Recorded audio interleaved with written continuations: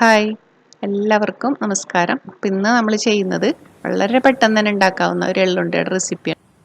അപ്പോൾ അതിന് വേണ്ടി നമ്മൾക്ക് ആദ്യം ചെയ്യേണ്ടത് എള്ള് വാങ്ങിയിട്ട് നല്ല വൃത്തിയാക്കിയതിന് ശേഷം നല്ല വാഷ് ചെയ്ത് അതിലെ മണ്ണെല്ലാം കളഞ്ഞതിന് ശേഷം ഇതുപോലെ തുണിയിൽ വിരിച്ചിട്ട് വെയിലത്ത് വെച്ച് ഉണക്കാൻ കഴിയുകയാണെങ്കിൽ അങ്ങനെ ചെയ്യണം. അതല്ലാന്നുണ്ടെങ്കിൽ നമ്മൾക്ക് അടുപ്പിൽ വെച്ച് ഫ്രൈ പാനിലിട്ട് വറുത്തെടുക്കാം. എള്ളുണ്ട ഒരുവിധം എല്ലാവർക്കും കഴിക്കാൻ ഇഷ്ടമാണ് അല്ലേ? അതുപോലെ തന്നെ എള്ളിൽ നമ്മുടെ ശരീരത്തിന് ആവശ്യമായിട്ടുള്ള ഒരുപാട് പോഷക ഗുണങ്ങളുണ്ട്. അതുകൊണ്ട് തന്നെ എള്ള് കഴിക്കുന്നത് വളരെ നല്ലതാണ്. ഇതുപോലെയൊക്കെ എള്ള് ഇപ്പോൾ വെയിലത്ത് വെച്ച് ഉണക്കിയതിന് ശേഷം നമുക്ക് എടുത്ത് വെച്ചാൽ ഒരുപാട് നാൾ നമുക്ക് എടുത്ത് സൂക്ഷിക്കാൻ പറ്റും. അതിന് ആവശ്യത്തിന് പെട്ടെന്ന് തന്നെ നമുക്ക് എടുത്ത് ഇതുപോലെ എള്ളുണ്ട ഉണ്ടാക്കിയെടുക്കാം. ഇതിപ്പോൾ ഞാൻ വെയിലത്ത് വെച്ച് ഉണക്കിയെടുത്ത എള്ളാണ്. എന്നാലും ഒന്ന് ഫ്രൈ പാനിലിട്ട് ചെറുതായിട്ടൊന്ന് മീഡിയം ഫ്ലെയിമിലൊന്ന് റോസ്റ്റ് ചെയ്തെടുക്കാം. ഇപ്പോൾ ഒരു 3-4 മിനിറ്റ് കഴിയുമ്പോഴത്തേനും നമുക്കിത് ഇതിൻ്റെ ഒരു എള്ള് പൊട്ടുന്ന ഒരു സൗണ്ട് കേൾക്കാം. ഒരു സൗണ്ട് കേൾക്കുമ്പോൾ നമ്മൾ ഫ്ലെയിം ഓഫ് ചെയ്ത് കൊടുക്കുക.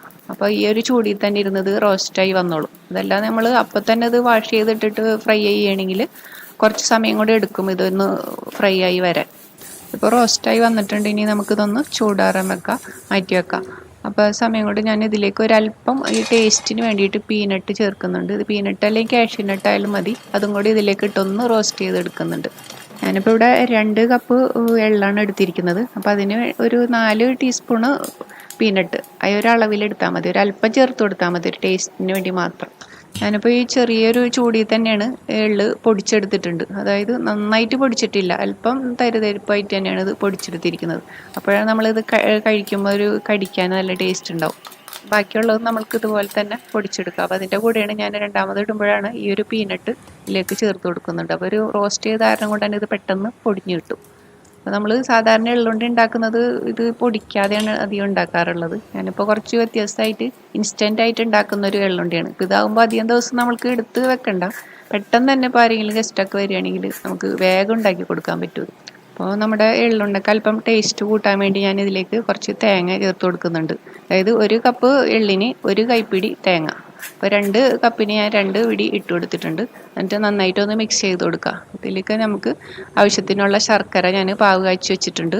അല്പം വെള്ളം ഒഴിച്ചിട്ട് ഒരു 1/4 കിലോ ശർക്കരയാണിത്, അത് ഉരുക്കി വെച്ചതാണിത്. ഒരു ഒട്ടുന്ന പാകമാകുമ്പോൾ നമ്മൾ ആ ഒരു പരുവത്തിലാണ് ഇത് എടുക്കേണ്ടത്. ഇതിലേക്ക് ആവശ്യത്തിന് കുറേശ്ശെ തന്നെ ഒഴിച്ചിട്ട് നമ്മളിതൊന്ന് മിക്സ് ചെയ്ത് കൊടുത്താൽ മതി. നമുക്കിത് കൈകൊണ്ട് ഉരുട്ടിയെടുക്കാൻ പാകത്തിനുള്ളത് ഒരു കണക്കിൽ ഒഴിച്ചു കൊടുക്കാം. ശർക്കര ഒഴിക്കുമ്പോൾ ശ്രദ്ധിച്ചൊഴിക്കണം, അത് അധികം ലൂസായി പോകരുത്. അപ്പോൾ കൈകൊണ്ട് നമുക്കിത് ഉരുട്ടിയെടുക്കാൻ ബുദ്ധിമുട്ടാവും. അപ്പോൾ നമ്മൾ കൈകൊണ്ട് ഇങ്ങനെ എല്ലാം നന്നായിട്ട് കുഴച്ചെടുക്കുന്നുണ്ട്. പിന്നെ പാകത്തിന് തന്നെ നമുക്കിത് ഉരുട്ടിയെടുക്കാം. ഇതിൻ്റെ സൈസൊക്കെ നമ്മളെ ഇഷ്ടത്തിനനുസരിച്ച് ഉരുട്ടിയെടുക്കാം. അപ്പോൾ ഇതിലേക്ക് അല്പം കാഷ്യൂ നട്ട്സോ അല്ലെങ്കിൽ ഈ പീനട്ട്സൊക്കെ ചേർക്കുമ്പോൾ വളരെ ടേസ്റ്റി ആയിരിക്കുള്ളൂ ഇത് കഴിക്കാനായിട്ട്. അതുപോലെ തേങ്ങ ഫ്രഷായിട്ട് നമ്മൾ ചേർത്തിട്ടുണ്ടല്ലോ. ഇത് ബാക്കിയുണ്ടെങ്കിൽ 1-2 ദിവസം ഫ്രിഡ്ജിൽ വെച്ച് ഉപയോഗിക്കാം. ഇതുപോലെ നമ്മൾക്ക് എള്ള് ഉണക്കി വെച്ചാൽ നമ്മൾക്ക് തന്നെ എപ്പോഴും ഉണ്ടാക്കി കഴിക്കണം തോന്നുമ്പോൾ പെട്ടെന്ന് തന്നെ ഉണ്ടാക്കിയെടുത്ത് കഴിക്കാവുന്നതാണ്. അത് കഴിച്ചാൽ എല്ലാവർക്കും ഇഷ്ടപ്പെടുകയും ചെയ്യും. കഴിക്കുമ്പോൾ അത്ര നല്ല ടേസ്റ്റാണ് ഇത് കഴിക്കാൻ. ഇത് എല്ലാം കൂടി ഇത് ഈ ഒരു രീതിയിൽ ഉണ്ടാക്കിയാൽ തീർച്ചയായിട്ടും നിങ്ങൾക്ക് ഇഷ്ടപ്പെടും. ഈ എള്ളുണ്ടയുടെ റെസിപ്പി നിങ്ങൾക്ക് ഇഷ്ടപ്പെട്ടിട്ടുണ്ടെങ്കിൽ നിങ്ങൾ ഫ്രണ്ട്സായിട്ട് ഷെയർ ചെയ്യുക. അതുപോലെ ഉണ്ടാക്കി നോക്കിയിട്ട് നമ്മൾ കമൻറ്റ് ചെയ്യണം. എൻ്റെ ചാനൽ സബ്സ്ക്രൈബ് ചെയ്യുക. ഇൻഷാ അല്ലാഹ് അടുത്ത റെസിപ്പി ആയിട്ട് പുതിയ വീഡിയോയിൽ കാണാം.